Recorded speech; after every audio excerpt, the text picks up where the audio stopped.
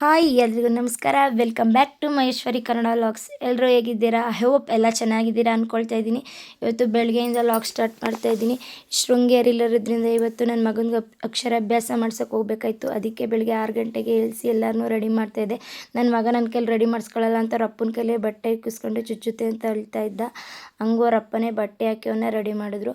ನಾವೆಲ್ಲರೂ ರೆಡಿಯಾಗಿ ಫೈನಲಾಗಿ ರೆಡಿಯಾಗಿ ಹೊರಟು ಶೃಂಗೇರಿಗೆ. ಇನ್ನು ಭಾನುವಾರ ಇರೋದ್ರಿಂದ ಫುಲ್ ರಶ್ ಆಗುತ್ತೆ ಇನ್ನು ಅಕ್ಷರಾಭ್ಯಾಸ ಮಾಡಿಸೋಕೆ ಅಂತ. ಆಲೇ ಬೆಳಗ್ಗೆ ಹೋಟ್ಲಲ್ಲೇ ಕೆಳಗಡೆನೇ ಹೇಳಿದರು, ಸಂಡೇ ಇವತ್ತು ರಶ್ ಆಗುತ್ತೆ ಬೇಗ ಹೋಗಿ ಅಂತ. ಮೊನ್ನೆ ಎಲ್ಲ 2,000 ಜನ ಇದ್ದರು ಅಕ್ಷರಾಭ್ಯಾಸ ಮಾಡಿಸೋಕೆ ಅಂತ ಹೇಳಿದ್ರು ಅಂತ ನಾವೆಲ್ಲ ಬೇಗ ರೆಡಿಯಾಗಿ ಹೊರಟು. ಹಂಗೆ ನಮ್ಮ ಮನೆಯವ್ರು ಹೂವು ತೊಗೊಂಡ್ರು ಅಂತ ಹೂವು ತಗೊಂಡು ನನಗೆ ಮತ್ತು ನನ್ನ ಫ್ರೆಂಡ್ ಸುಷ್ಮನ್ಗೆ. ಹಂಗೆ ಇವಾಗ ದೇವಸ್ಥಾನ ನೋಡಲಿಕ್ಕೆ ಎಂಟ್ರಿ ಆಗಿಬಿಟ್ಟು ನೆಕ್ಸ್ಟು ಟಿಕೆಟ್ ತಗೋಬೇಕು ಅಕ್ಷರಾಭ್ಯಾಸ ಮಾಡಿಸೋಕ್ಕೆ. ಅದಕ್ಕೆ ನಮ್ಮ ಮನೆಯವರು ಟಿಕೆಟ್ ತರೋಕ್ಕೆ ಹೋದರು. ಒಂದು ಟಿಕೆಟ್ಗೆ 500 ರೂಪಾಯಿ ಒಬ್ರಿಗೆ ಅಕ್ಷರಾಭ್ಯಾಸ ಮಾಡಿಸೋಕ್ಕೆ. ನನ್ನ ಮಗನಿಗೆ ಮಾತ್ರ ಮಾಡಿಸಿದೆ. ಅಲ್ಲೇ 3 ಇಯರ್ಸ್ ಬ್ಯಾಕ್ ನನ್ನ ಮಗಳಿಗೆ ಮಾಡಿಸಿದ್ದೆ ಅಲ್ಲಿ ಅಕ್ಷರಾಭ್ಯಾಸ. ಸೊ ಅದಕ್ಕೆ ನನ್ನ ಮಗನಿಗೆ ಒಬ್ಬನಿಗೆ ಮಾಡಿಸಿದ್ದೆ. ಹೋದ ವರ್ಷ ಸೇವಾ ಕೌಂಟರ್ ಪಕ್ಕನೇ ಇತ್ತು, ಟಿಕೆಟ್ ಕೊಡೋದ್ರ ಪಕ್ಕನೇ ಇತ್ತು ಅಕ್ಷರಾಭ್ಯಾಸ ಮಾಡಿಸಿ. ಆಪೋಸಿಟ್ಟು ವಾಗ್ದೇವಿ ಅಕ್ಷರಾಭ್ಯಾಸ ಮಂಟಪ ಅಲ್ಲಿ ಮಾಡಿದರು. ಅಲ್ಲಿ ಹೋಗಿ ಸ್ಲೇಟು ಮತ್ತು ಅವರೇ ಕೊಡ್ತಾರೆ. ಸ್ಲೇಟ್ನೇ ತಟ್ಟೆಗೆ ಅಕ್ಕಿ ಮತ್ತು ಒಂದು ಅರ್ಶಿನ ಕೊಂಬು ಕೊಡ್ತಾರೆ. ಅದು ಇಸ್ಕೊಬಂದೆ ಹೋಗಿ. ನನ್ನ ಮಗ ನನ್ನ ಕೈಲಿ ಬರೆಸ್ಕೊಳ್ಳಲ್ಲ ಅಂತ ಅಳ್ತಾ ಇದ್ದ. ಅವ್ರ ಅಪ್ಪನೇ ಬೇಕು ಅಂತ. ಅಲ್ಲಿ ಫಸ್ಟ್ ಅವ್ರ ಅಮ್ಮನೇ ಕೈಲಿ ಎತ್ಕೋಬೇಕಲ್ವ, ಅದಕ್ಕೆ ಎತ್ಕೊಳ್ಳೋಕ್ಕೆ ಅಳ್ತಾ ಇದ್ದಾನು. ತುಂಬ ಜನ ಇದ್ದರು ಫುಲ್ಲು. ಒಂದು 80 ಮಕ್ಕಳೇ ಇದ್ರೇನೋ. ಇನ್ನೂ ನೆಕ್ಸ್ಟ್ ಬ್ಯಾಚ್ಗೂ ಇದ್ದರು, ನಮ್ಮದೇ ಫಸ್ಟ್ ಬ್ಯಾಚು. ಇನ್ನೂ ನೆಕ್ಸ್ಟ್ ಬ್ಯಾಚ್ಗೂ ಇದ್ದರು ಮಕ್ಕಳೆಲ್ಲವ. ಅದರಲ್ಲಿ ನನ್ನ ಮಗನೇ ಅಳ್ತಾ ಇದ್ದಿದ್ದು. ಎಲ್ಲ ಮಕ್ಕಳು ಆ್ಯಕ್ಟಿವ್ ಆಗಿದ್ದರೆ ನನ್ನ ಮಗ ಅಳ್ತಾ ಇದ್ದ. ಆಲ್ಮೋಸ್ಟ್ ಎಲ್ಲರೂ ಗಂಡು ಮಕ್ಕಳು ಅಮ್ಮನಿಗೆ ಅಟ್ಯಾಚ್ ಆಗಿರ್ತಾರೆ ಅಂತಾರೆ. ಆದರೆ ನನ್ನ ಮಗ ಉಲ್ಟಾ, ಅಪ್ಪನಿಗೆ ಅಟ್ಯಾಚ್ ಆಗ್ತಾನೆ. ಆಚೆ ಬಂದ್ರಂತೂ ಅವ್ರ ಅಪ್ಪನ ಫಿಕ್ಸು. ಅವ್ರ ಅಪ್ಪನ ಬಿಟ್ಟು ಇನ್ನು ಯಾರ ಹತ್ರನೂ ಬರೋದೇ ಇಲ್ಲ. ನನ್ನ ಮಗ ಮಾತ್ರ ಈಗನೋ, ಎಲ್ಲರ ಮಕ್ಕಳು ಇದೇ ಥರ ಇರ್ತಾರೋ ಅಂತ ಗೊತ್ತಿಲ್ಲ, ನನ್ನ ಮಗ ಮಾತ್ರ ಅವ್ರು ಆಚೆ ಬಂದರೆ ಅವ್ರ ಅಪ್ಪನ ಬಿಟ್ಟು ಹೋಗಲ್ಲ. ಎಲ್ಲರನ್ನೂ ಕೂರಿಸ್ತಾರೆ. ಒಂದು ಲೈನಲ್ಲಿ ಕೂರಿಸಾದ್ಮೇಲೆ ನೆಕ್ಸ್ಟು ಎಲ್ಲರಿಗೂ ಹೇಳ್ಕೊಡ್ತಾರೆ. ವಕ್ರತುಂಡ ಮಹಾಕಾಯ ಸೂರ್ಯಕೋಟಿ ಸಮರ್ಪಭ ನಿರ್ವಿಘ್ನಂ ಕುರು ಮೇ ದೇವ ಸರ್ವಕಾಲೇತು ಸರ್ವದ ಅಂತ ಪ್ರಾರ್ಥನೆ ಮಾಡಿಸಿ ನೆಕ್ಸ್ಟು ಅಕ್ಕಿ ಮೇಲೆ ಅರ್ಶಿನ ಕೊಂಬಿಂದ ಮಗು ಕೈ ಇಟ್ಕೊಂಡು ಅಮ್ಮಂದಿರು ಬರ್ಸೋಕ್ಕೆ ಹೇಳ್ತಾರೆ. ಶ್ರೀ ಶಾರದಾಯ ನಮಃ ಶ್ರೀ ಗುರುಭ್ಯೋ ನಮಃ ಅಂತ ಬರೆಸ್ಬಿಟ್ಟು ಮಗು ಕೈಲಿ ಮಕ್ಕಳು ಬಾಯಿಲಿ ಅ ಇ ಅಂತ ಹೇಳಿಸ್ಕೊಂಡು ಅದನ್ನು ಅಕ್ಕಿ ಮೇಲೆ ಅವ್ರು ಅರ್ಶಿನ ಕೊಂಬು ಇಟ್ಕೊಂಡು ಬರೆಸ್ಬೇಕು. ಅದಾದಮೇಲೆ ನೆಕ್ಸ್ಟು ಅಪ್ಪಂದಿರ ಕೈಲಿ ಸ್ಲೇಟಲ್ಲಿ ಬರೆಸ್ಬೇಕು. ಅವರಪ್ಪ ಇವಾಗ ಅವನಿಗೆ ಬರೆಸ್ತಿದ್ರು. ಶ್ರೀ ಗಣೇಶಾಯ ನಮಃ ಶ್ರೀ ಸರಸ್ವತಿಯೇ ನಮಃ ಅಂತ ಬರೆಸಿ ಅವ್ನ ಬಾಯಿಂದ ಅ ಇ ಹೇಳಿಸಿ ಅ ಇನೂ ಬರೆಸಿದ್ರು. ಹಂಗೆ ಅವ್ರ ಅಪ್ಪ ಬರೆಸ್ತಾ ಇರೋದಕ್ಕೆ ಫುಲ್ಲು ಖುಷಿ.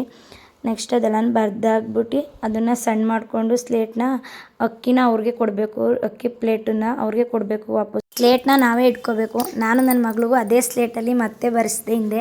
ಹಂಗೆ ಅಕ್ಕಿದ್ರಲ್ಲೂ ಅವ್ಳಿಗೂ ಅಲ್ಲೇ ಮತ್ತೆ ರಿಪೀಟ್ ಅದರಲ್ಲೇ ಬರೆಸ್ಬಿಟ್ಟು ಅವ್ಳಿಗೂ ಆ ಸ್ಲೇಟು ನಾವು ಮಾಡಿಕೊಂಡು ಅಕ್ಕಿನ ಅವ್ರಿಗೆ ಕೊಟ್ಟು ಅಕ್ಷರಾಭ್ಯಾಸ ಎಲ್ಲ ಮುಗೀತು. ಅಕ್ಷರಾಭ್ಯಾಸ ಮುಗಿಸ್ಕೊಂಡು ದೇವ್ರ ದರ್ಶನಕ್ಕೆ ಹೋದೋ. ದೇವ್ರ ದರ್ಶನ ಎಲ್ಲ ಚೆನ್ನಾಗಾಯಿತು.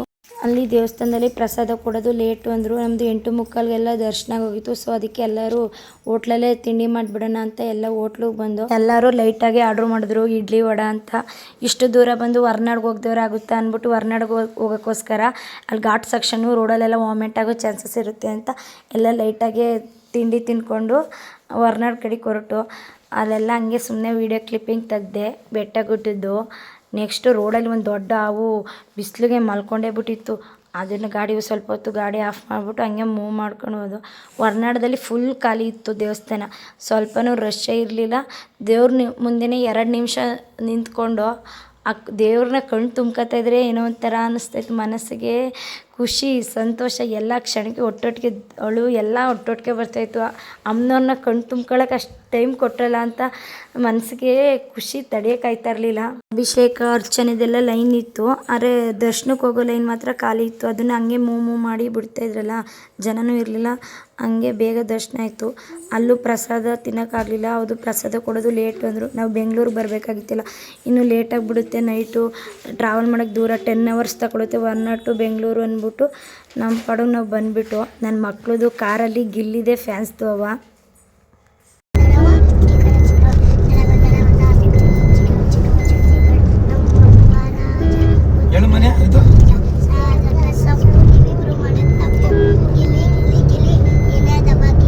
ಜರ್ನಿ ಮಾಡ್ತಾಯಿದ್ರೆ ನಮ್ಮ ಮನೆ ಮಕ್ಳಿಗಂತೂ ಹೊಟ್ಟೆ ಹಸಿ ಮೊದಲೇ ಸ್ಟಾರ್ಟ್ ಆಗಿಬಿಡ್ತದೆ. ನಾಳೆ ಮಧ್ಯಾಹ್ನ 1 ಗಂಟೆ ಆಗಿತ್ತು ಅಂತ ಊಟ ಮಾಡ್ಕೊಂಡೆ ಮುಂದಕ್ಕೆ ಮೂವ್ ಮಾಡೋಣ ಅಂದ್ಬಿಟ್ಟು ನನ್ನ ಮಕ್ಕಳಿಗೆ ಅಕ್ಕಿ ರೊಟ್ಟಿ ಊಟ ತಗೊಂಡು ಎಲ್ಲರೂ ಅಕ್ಕಿ ರೊಟ್ಟಿ ಊಟ ಫುಲ್ ಚೆನ್ನಾಗಿತ್ತು. ಎಲ್ಲ ಊಟ ಮಾಡಿಕೊಂಡು ಬೆಂಗಳೂರು ಕಡೆಗೆ ಹೊರಟು. ಇನ್ನು ಚನ್ನರಾಯಪಟ್ಟಣದಲ್ಲಿ ನಾವು ಸುಷ್ಮನ್ ಮತ್ತು ಸುಧೀನು ಡ್ರಾಪ್ ಮಾಡಿ ನೆಕ್ಸ್ಟು ನಮ್ಮ ಫ್ಯಾಮಿಲಿ ಬೆಂಗಳೂರು ಕಡೆಗೆ ಹೊರಟು.